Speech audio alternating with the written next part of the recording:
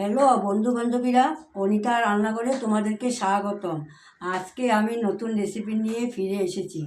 আমি আজকে বানাবো চালতার টক। কিভাবে বানাই তোমরা দেখো। মাছটা ভেজে নেব। এখন আমি মাছটা হলদি লবণ নিয়ে মেখে দেব। সামনে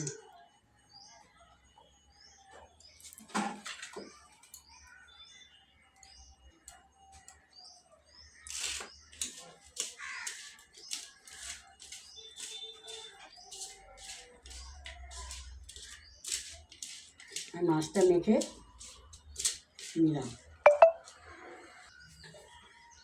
পরিমাণটা একটু কমিয়ে দিয়ে আমার মাছটা আমি ভেজে নেব। মাছগুলো আমি ভালো করে ভেজে নেব।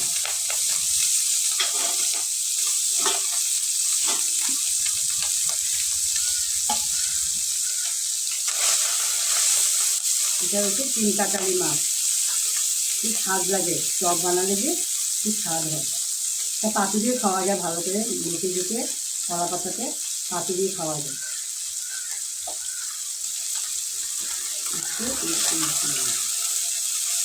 লাল লাল করে ভেজে নিতে হবে।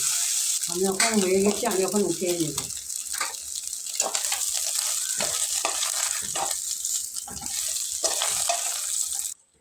আমি চালটাটা আগে বয়েল করে রেখেছিলাম। এখন এটা চালটাটা আমি শস্য সম্বাদ দিয়ে বসিয়ে দেবো। শুকনো মরিচ দিয়ে দেবো।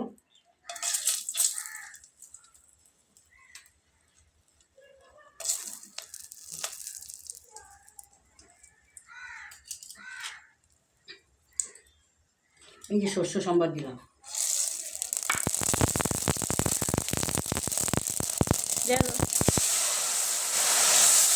চালটাটা বয়েল করে রেখেছিলাম, তখন দিয়ে দিলাম।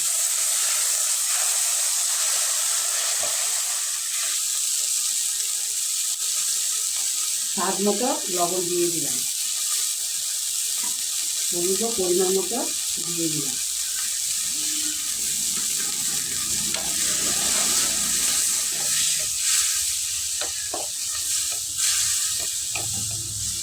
আপনারা এটা নিরামিষও বানাতে পারেন। আমি আজকে মাছ দিয়ে করবো।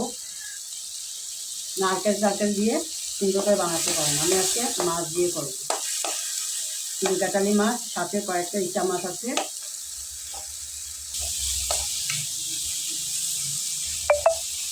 আর লবণ দিয়ে ভাজাটা হয়ে গেছে।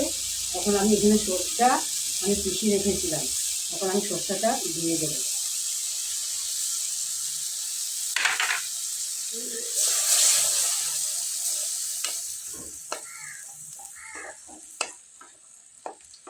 একটু সময় চলে যাবে।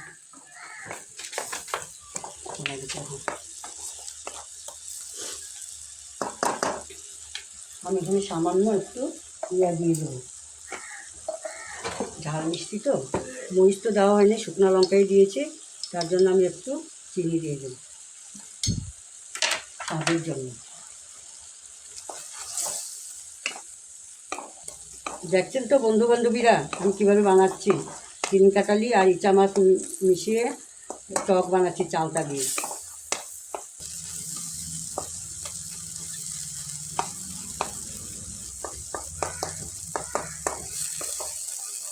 মিষ্টি টক বানাতে হলে পাঁচফোড়ন সম্বাদ দেবে। এখন আমি পরিমাণ মতো জল দিয়ে দেব।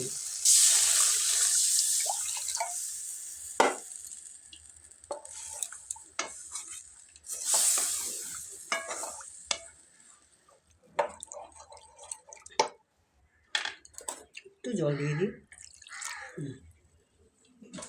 বন্ধু বান্ধবীরা দেখছেন কিভাবে বানাচ্ছি আমি। আপনারা এভাবে বানিয়ে খাবেন। খেয়েছেন কিনা আমাকে কমেন্ট করে জানাবেন। আমি যেভাবে বানাচ্ছি সেভাবে।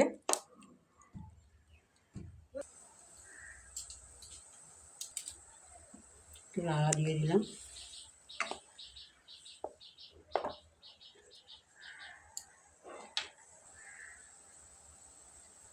আমি এখন মাছগুলি দিয়ে দেব। ভেজে রেখেছিলাম, এই মাছগুলি এখন দিয়ে দেব।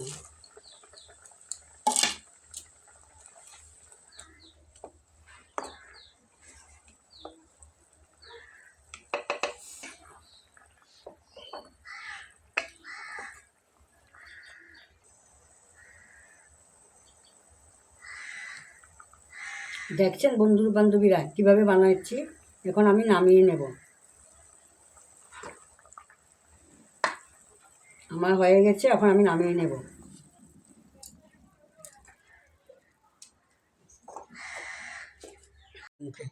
তিন কাটালি মাছ দিয়ে, আর লগে ইচা মাছ আছে দিয়ে টক হয়ে গেছে। আপনাদের যদি ভালো লাগে সাবস্ক্রাইব, কমেন্ট, লাইক, শেয়ার করবা।